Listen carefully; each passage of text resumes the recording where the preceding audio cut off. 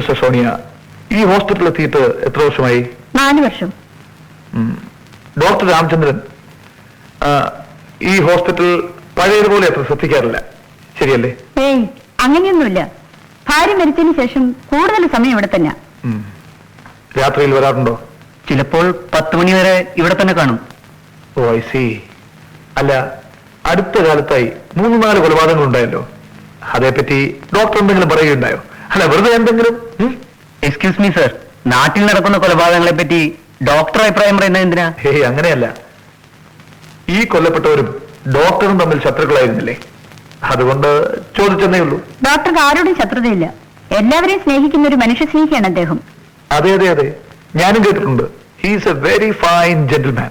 പക്ഷെ ഇതല്ല, ഭാര്യയെ കൊലപ്പെടുത്തിയ കേസിലെ പ്രതികളാണല്ലോ മരിച്ചത്. അപ്പോ സ്വാഭാവികമായും ഡോക്ടർക്ക് അതിൽ സന്തോഷം കാണുമല്ലോ. എക്സ്ക്യൂസ് മീ, ഞാൻ വന്നത് മിസ്റ്റർ ഗോപിനാഥൻ ഒന്ന് കാണാനാണ്. Most welcome. Come in. ശരി,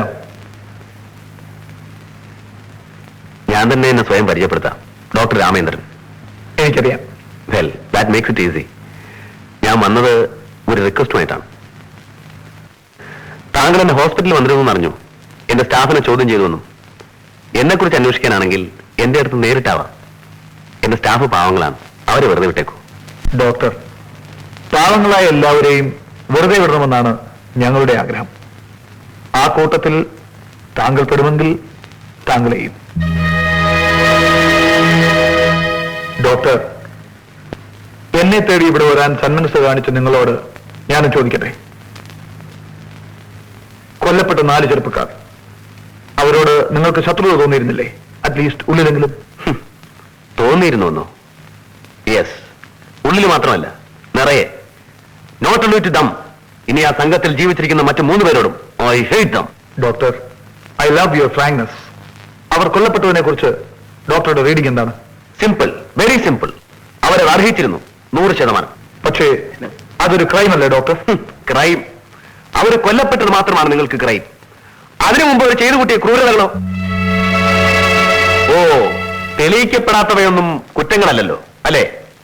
ഈ കൊലപാതകങ്ങൾക്ക് പിന്നിലുള്ള മോട്ടിവേഷൻ ഡോക്ടർക്കുള്ള പൂർവ്വവൈരാഗ്യമാണെന്ന് ഞാൻ ആരോപിച്ചാൽ? വെറും ഊഹം എന്നതിൽ കവിഞ്ഞ് എന്തെങ്കിലും തെളിവുകളുണ്ടോ ഈ ആരോപണത്തിന് പിന്നിൽ? Can you prove it? ഞാനാണത് ചെയ്തതെന്ന് സ്ഥാപിക്കുവാൻ നിങ്ങൾക്ക് കഴിയില്ല.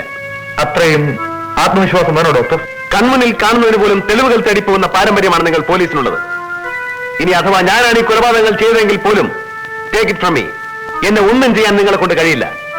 U simply cannot, mister Gopinath. Well doctor Ramachandran, നിങ്ങളിപ്പോ പറഞ്ഞത് ഒരു പരിധിവരെ സത്യമാണ്.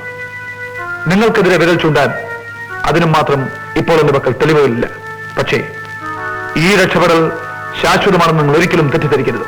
മിസ്റ്റർ ഗോപിനാഥ്, നിങ്ങൾ അതിസമർത്ഥനായ ഒരു പോലീസ് ഉദ്യോഗസ്ഥനാണെന്ന് എനിക്കറിയാം.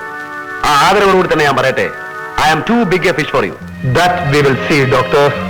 Game. Best of luck. Thank U.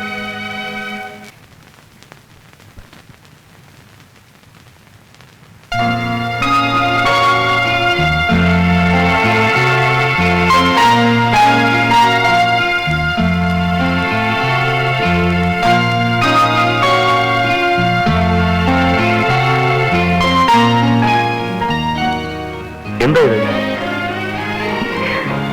എല്ലാ പിറന്നാളിനും വെറും സമ്മാനം തന്ന പോരാന്നല്ലേ സാറിന്റെ പരാതി? ഇനി ആ പരാതി വേണ്ട. അധികം താമസിയാതെ തന്നെ ഒരു പുതിയ സമ്മാനം തരുന്നതാണ്. അതിനു വേണ്ടിയായത്. കൊള്ളാല്ല.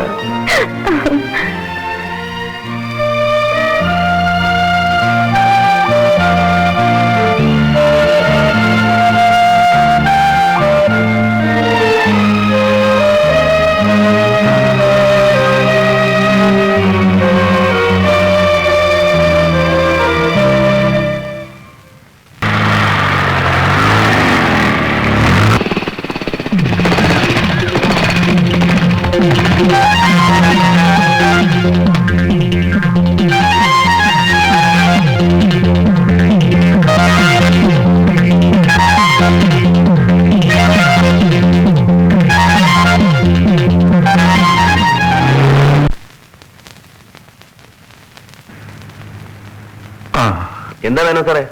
പെട്ടെന്ന് നെഞ്ചുവേദനയും കൂടി ഡോക്ടർ. വീട്ടിലാരെയും കാണുന്നില്ലല്ലോ. അവരെല്ലാം ഒരു കല്യാണത്തിന് പോയിരിക്കുക. കുറച്ച് ചൂടുള്ള ഡോക്ടർ.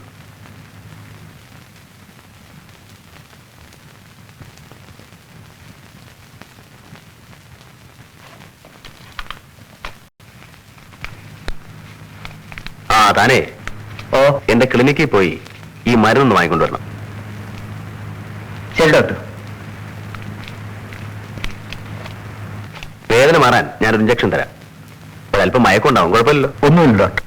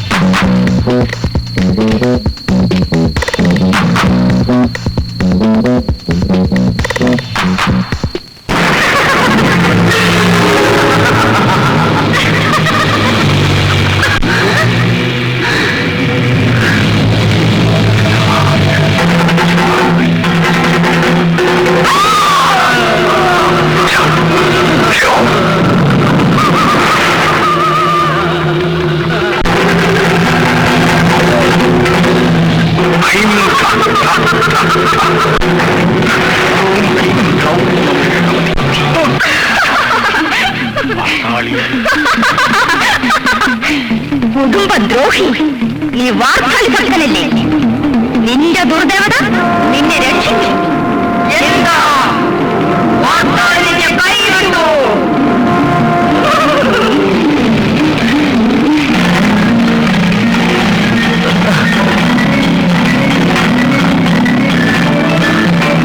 കാരണവശാലും നിന്റെ തറവാട്ട് കൊട്ടാരത്തിൽ നീ പ്രവേശിക്കരുത്.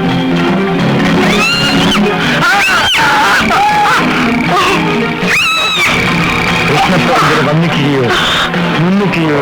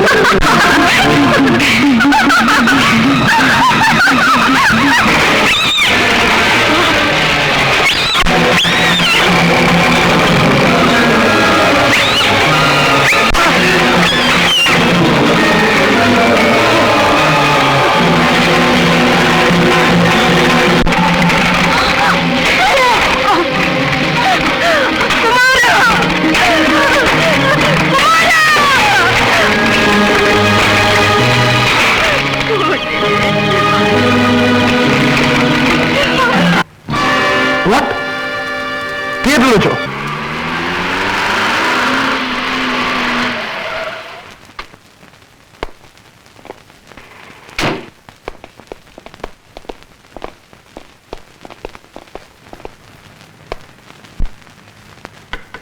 May I come in?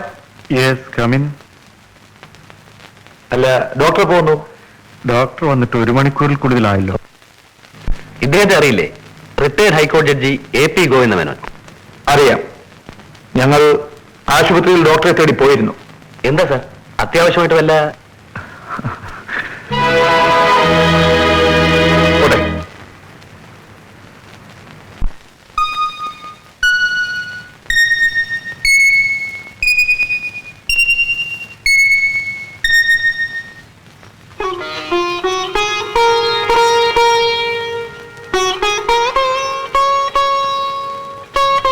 എന്നെ മനസ്സിലായോ?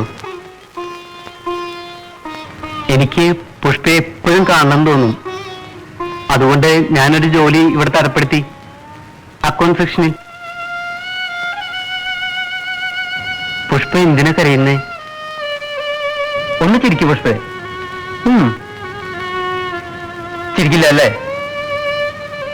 ആ, ഞാനൊരു പുഷ്പയെ കാണാൻ പുഷ്പയുടെ വീട്ടിൽ വന്നു. അപ്പൊ കാണാം ആ തടിച്ച പട്ടി എന്റെ മുമ്പിലേക്ക് ഓടി വന്നു. എന്നിട്ട് എന്ത് ചെയ്തു?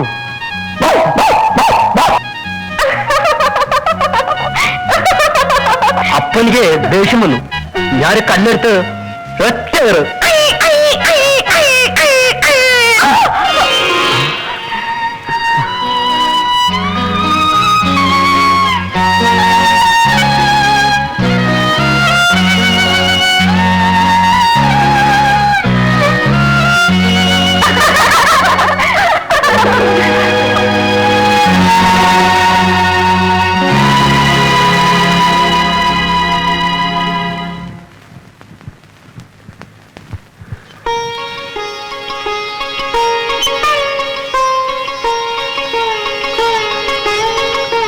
അരുണിനെ നേരത്തെ അറിയോ?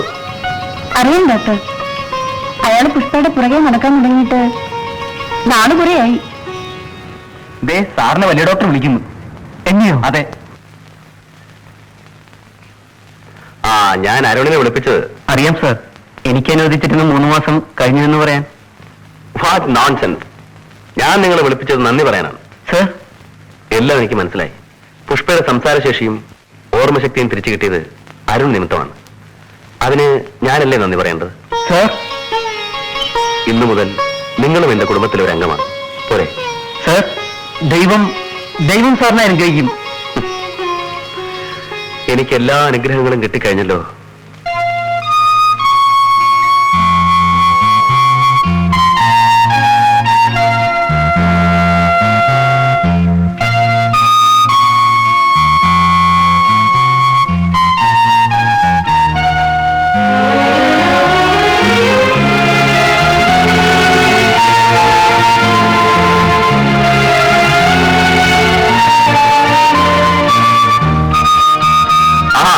ഇതുവരെ ഒരിയും കഴിഞ്ഞില്ലേ? ഈ കിടന്ന മാറ്റിലേക്ക് പോയിട്ട് സെക്കൻഡ് ഷോക്ക് പോലും പോകാൻ പറ്റുമല്ലോ. എപ്പോ നോക്കിയാലും ഈ ചേട്ടനെ കളിയാക്കൽ തന്നെയാ. ആ അതുപോട്ടെ, ഈ സാരി ഏതാണെന്ന് പറയാമോ? ഇവിടെ നോക്കട്ടെ. കഴിഞ്ഞ ബർത്ത്ഡേക്ക് എനിക്ക് വാങ്ങി തന്നതാ. ഞാനോ? പിന്നാരാ?